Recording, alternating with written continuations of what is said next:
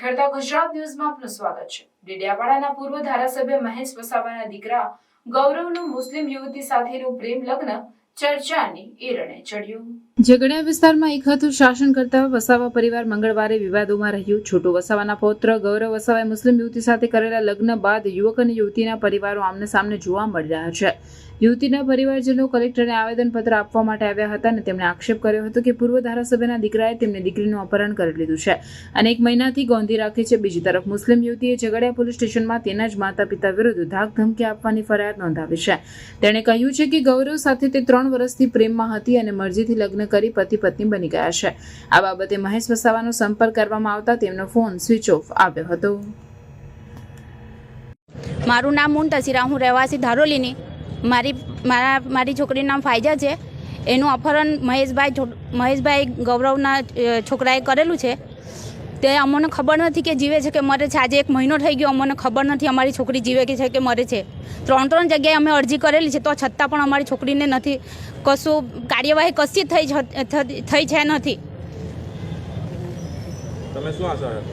અમને ન્યાય મળે એ આશા છે બસ। અમે તો ઘરની રીતે રહીએ છીએ, લોકોને આજે જિંદગી નીકળી ગઈ મારા ઘરવાળાની એમની પાછળ ગુલામી કરીને, તો છતાં પણ આવું થયું છે, અમને સારું લાગ્યું છે નથી। अस्सलाम वालेकुम। मेरा नाम मोहम्मद मुन्ना बी शेख है। मैं मूल दारोली का रहवासी हूँ और मैं दारोली गांव में 4 ही घर हमारे हैं और मेरी लड़की 23/8/2024 के रोज़ दोपहर 12:02 को दारोली गांव से कोई अजानी फॉर्चूनर गाड़ी आए और मेरी लड़की को उठा के अपहरण करके जो 4 बंदे थे वो लेके गए। अभी तक उसका कोई पत्ता पुरावा है नहीं। और मैं मेरी गाड़ी लेके तुरंत वापस पीछे देखने निकला तो गाड़ी बहुत फास्ट स्पीड में निकल गई थी। उसके बाद मैं झगड़िया पुलिस स्टेशन गया। वहाँ से मेरे को वापस घर पे आने का बोला छोटू भाई वसावा साहब ने कि भाई तू આવી જા, તારી છોકરી અમે તને પરત પાછી આપી દેશું। એટલે અમે એના માટે 10 દિવસ રાહ જોઈ। પછી અમે 7 દિવસ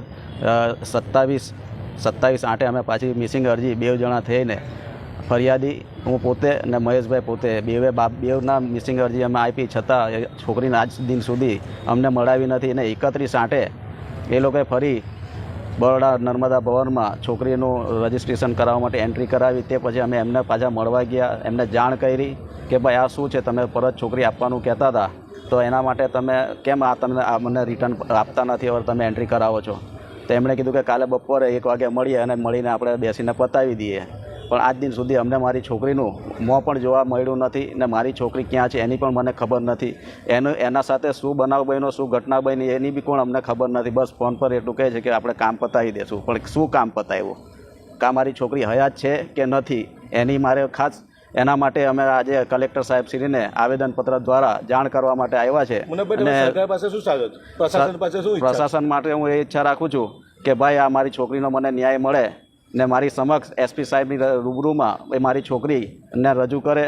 અને કાલે મારી બીજી નેક્સ્ટ અરજી છે એ 23/8 મેં પાછી 23/9 પોલીસ સ્ટેશન ઝઘડિયામાં આપી છે, છતાં મારી અરજીને કોઈ એફઆઈઆરમાં કન્વર્ટ કરી નથી। 24/9 પાછી મારા પર એફઆઈઆર એ લોકોએ છોકરીને ખોટું નિવેદન લઈને મારી પર હેરેસમેન્ટ ઊભું કરવા માટે આ મારી અરજી પાછી મારા પર એફઆઈઆર કરી છે। તો મારી ફર્સ્ટ અરજી છે, તો મારી એફઆઈઆર કેમ નહીં?